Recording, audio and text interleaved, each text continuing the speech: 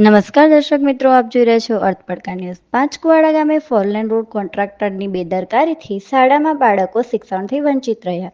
ધનસુરા તાલુકામાં આવેલ પાંચકુવાડા ગામે ધનસુરા વડાગામ ફોરલેન રોડના કોન્ટ્રાક્ટર દ્વારા નવા ગરનાળાનું ખોદકામ કરી બંને બાજુ માટીના ઢગ ખડકે પાણીની આવવા જવામાં અવરોધ ઊભો કરી પાણીનું વહેણ બદલાતા આજે પડેલા ભારે વરસાદથી પાંચકુવાડા ગામે પ્રાથમિક શાળામાં તેમજ રસ્તા ઉપર અતિશય પાણી ભરાઈ જતા બાળકો શિક્ષણથી વંચિત રહેવા પામ્યા છે।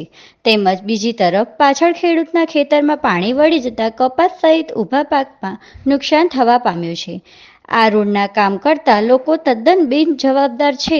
વારંવાર રજૂઆત કરવામાં આવી હોવા છતાં માટીના ઢગલા હટાવતા નથી, જેના લીધે ગામના વાલીઓ તથા ખેડૂતોને રોષે ભરાયા છે।